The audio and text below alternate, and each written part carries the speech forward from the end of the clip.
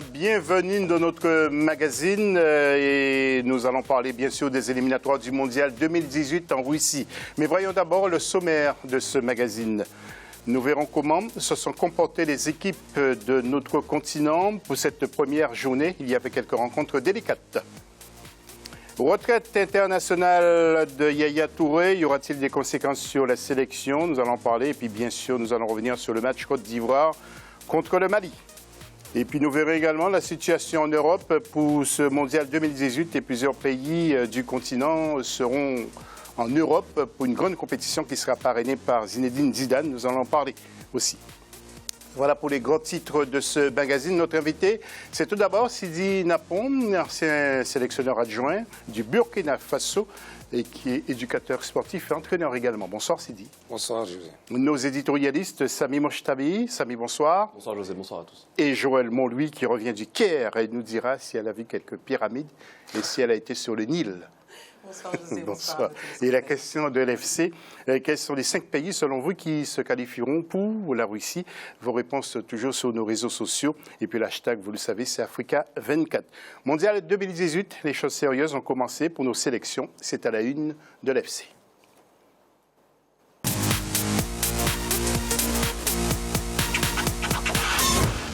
Et le bilan de cette première journée de groupe pour ces éliminatoires avec la rédaction d'Africa24 pour les commentaires. 10 rencontres ont été disputées ce week-end dans le cadre de la première journée du Mondial Russie 2018 par les équipes africaines. Dans le groupe A, la République démocratique du Congo a battu la Libye 4-0 à Kinshasa. Dans le même temps, les Tunisiens ont eu raison de l'équipe nationale de Guinée. Score 2-0. La Zambie et le Nigeria, de leur côté, ont hérité du groupe C, considéré comme le plus difficile de cette compétition. Ils se sont séparés avec une victoire des Super Eagles 2-0 à Ndola en République zambienne. Très attendu, le match Cameroun-Algérie qui s'est disputé au stade de Blida a aussi livré son verdict. Score final, 1 but partout. À la fin de ces différentes rencontres, on peut tout simplement dire que les favoris, plus ou moins, se sont bien débrouillés dans la mesure où, quand je prends la prestation un peu du Sénégal, qu'on donne quand même favori, le Sénégal, qui, il faut le rappeler, bien sûr, a mené quand même une campagne africaine au niveau des éliminatoires de la CAN 2017 avec un parcours sans faute. Le Sénégal a confirmé devant le Cap-Vert. La Côte d'Ivoire, c'est vrai, avec l'absence de Yaya Touré, c'est toujours un manque pour cette équipe des éléphants. En attendant la suite de la compétition, d'autres équipes ont su également tirer leur épingle du jeu. Illustration avec l'équipe championne d'Afrique en titre, la Côte d'Ivoire qui a battu le Mali à domicile dans le groupe C sur un score de 3-1. Au moment où le Gabon était tenu en échec, 0 but partout par le Maroc sur ses propres installations. L'Afrique du Sud a fait match nul avec le Burkina Faso à Ouagadougou pour le compte de la poule D, tandis qu'à Dakar, le Sénégal dominait le Cap-Vert 2-0. Il serait vraiment prétentieux. Prétentieux lorsqu'on sait que les éliminatoires, quand même, je pense bien, si ma mémoire est bonne, c'est 6 journées de compétition et que déjà la première journée, qu'on puisse réellement déjà commencer par pronostiquer, c'est un peu difficile. Cette première journée des éliminatoires de la Coupe du Monde 2018 s'est ouverte par le match Ghana-Ouganda du groupe E qui s'est achevé avec un match nul vierge. Le Congo-Brazzaville, qui accueillait de son côté l'Égypte, a perdu devant ses supporters 2-1. Voilà, notre invité, nos étudialistes, qui écoutaient avec beaucoup d'attention ces commentaires. Ils vont intervenir dans quelques instants. Nous allons voir le tableau des résultats maintenant avec le classement. Tout d'abord pour le groupe A, avec l'écrasante victoire de la RDC face à la Libye, 4-0 et Tunisie, Guinée, 2-0. Classement RDC et Tunisie sont en tête. Le groupe B maintenant, qu'on appelle le groupe de la mort, avec la Zambie qui a perdu face au Nigeria 2-1 et Algérie et Cameroun qui ont fait match nul, 1 but partout. Nigeria est en tête, Algérie et Cameroun sont deuxième. En groupe C maintenant, le Gabon et le Maroc ont fait match nul 0-0 et Sami a essuyé quelques larmes depuis hier. Et Côte d'Ivoire-Mali, 3-1. Et en groupe D maintenant, le Sénégal, la grosse surprise depuis quelques mois, bat le Cap-Vert 2-0. et le Burkina Faso qui a fait match nul avec l'Afrique du Sud, 1 but partout. Vous verrez un sujet aussi sur le Burkina Faso où les supporters ne sont pas très contents. Vous l'avez vu aussi au classement, donc le Sénégal était en tête. Et puis pour le groupe E, Ghana-Ouganda 0-0. Là, c'est la grosse surprise. Et Congo-Égypte, 2-1 pour l'Égypte qui va gagner au Congo. L'Égypte est en tête de ce classement. Première question, Joël Montlouis, qu'est-ce qui vous a marqué au cours de cette première journée concernant les résultats? Est-ce que vous avez l'impression qu'il y a des surprises? Alors des surprises, on va dire pas vraiment, et en plus, à l'issue de la première journée, on peut difficilement faire sortir en tout cas une tendance principale. Mais le match qui m'a le plus marqué, c'est le match Côte d'Ivoire-Mali, notamment le retournement de situation en quelques minutes au détriment des malheureux Maliens. Exactement, oui, c'est vraiment un dénouement assez bizarre, pas bizarre, mais sur lequel on s'attendait peut-être un peu quand même, hein, Samy, hein, parce que j'ai vu des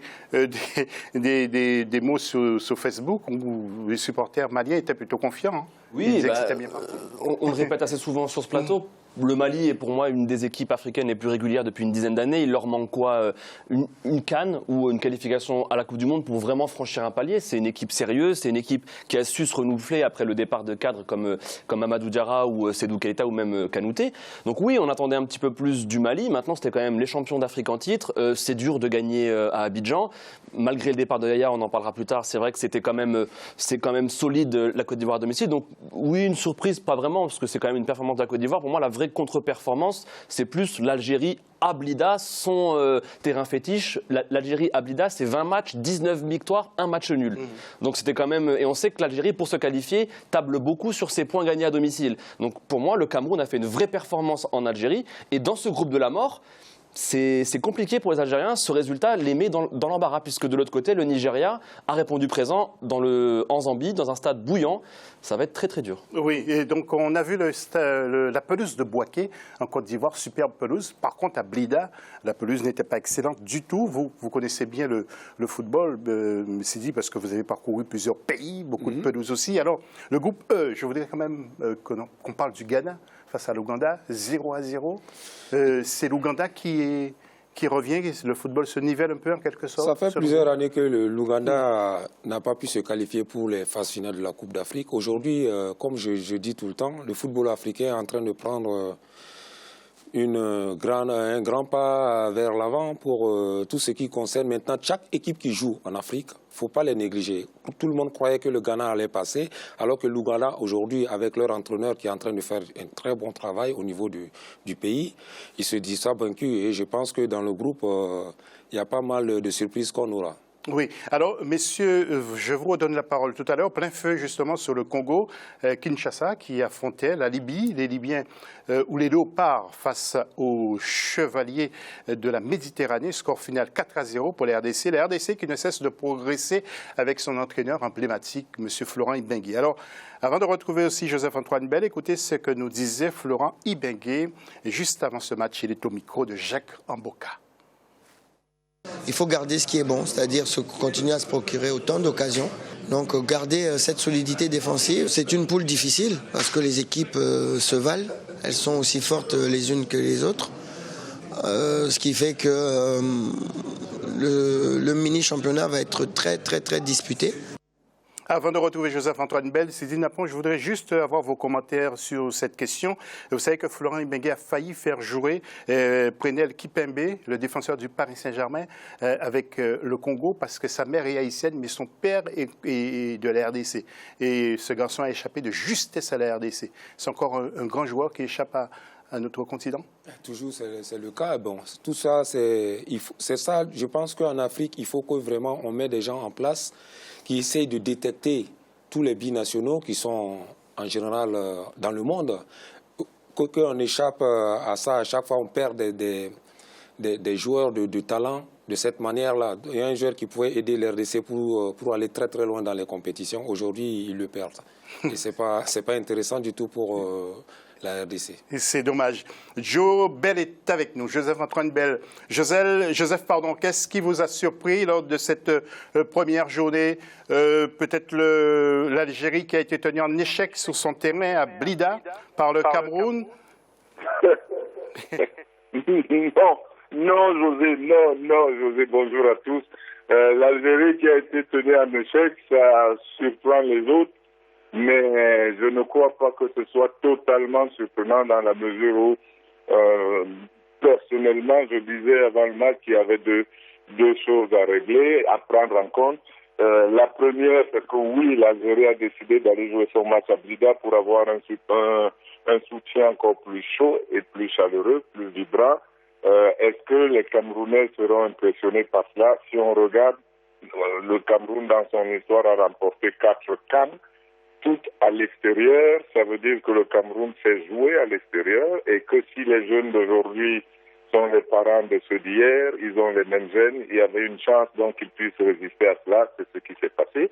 Ensuite, l'Algérie était peut-être présumée meilleure techniquement, restait pour les Camerounais à résoudre ce problème technique. Ils y sont parvenus assez facilement en ayant deux milieux défensifs et en défendant presque tous. Et puis en face aussi, les Algériens sont un petit peu moins bons que prévu parce que Mahrez n'a pas retrouvé encore tout son niveau de l'année dernière. Et puis il y a beaucoup de joueurs là-dedans, Brahimi par exemple, qui ne jouent pas dans leur club et donc qui n'ont pas de compétition suffisante pour atteindre leur niveau de réputation. Donc finalement, le résultat est logique. Oui, Joseph, nous n'aurons pas le temps malheureusement d'analyser l'ensemble des groupes, mais je voudrais aussi que vous interveniez sur une proposition du président de la FIFA, Gianni Infantino, à propos des équipes qui doivent intégrer, qui doivent faire partie de la Coupe du Monde. Il parle d'une formule à 48 nations dans quelques années. Que pensez-vous de cette proposition? Je vais vous dire rapidement que c'est une proposition démagogique, c'est une proposition totalement électoraliste, et que si on peut jouer à 48, pourquoi ne pourrait-on pas jouer à 96? Si on peut jouer à 96, pourquoi on ne ferait pas directement une Coupe du Monde avec tout le monde? Je pense pour ma part que la Coupe du Monde, c'est déjà les éliminatoires. Donc dire qu'on va faire participer tout le monde à la Coupe du Monde, on nous trompe parce que ce qui s'est joué ce week-end, c'était déjà la Coupe du Monde. Et donc, on ne nous dise pas qu'on va augmenter pour augmenter le nombre de places, parce que dans ces conditions, voyez-vous, José, vous n'avez pas de place au mérite. C'est parce que vous avez augmenté le nombre de participants, et le nombre de participants n'augmente pas la qualité, parce que vous n'amenez pas là-dedans de potentiels vainqueurs de la Coupe du Monde ou de potentiels demi-finalistes de la Coupe du Monde. Vous y amenez des gens qui n'arrivent pas à se qualifier à 32, et donc c'est pas ça qui améliore la qualité. Ça, il y a d'autres raisons qu'on n'exprime pas, et moi je suis partisan de la haute compétition qui est sélective. Quand nous regardons un championnat du monde de poids lourds, on s'est réveillé à 4 heures du matin pour regarder Mohamed Ali ou Mike Tyson. Il y avait 2 Américains sur le ring et tout le monde entier regardait. Quand vous regardez une finale de tennis, c'est deux nations simplement quand ce n'est pas la même. Et tout le monde regarde, et donc la qualité, tout le monde apprécie la qualité. Il faut qu'on arrête de nous tromper sur le mode, oui, il y aura plus de pays africains. Il y en a eu plus en Afrique du Sud, et je termine par là, José. Il y avait un pays supplémentaire en Afrique du Sud, ça n'a pas amélioré les résultats des Africains.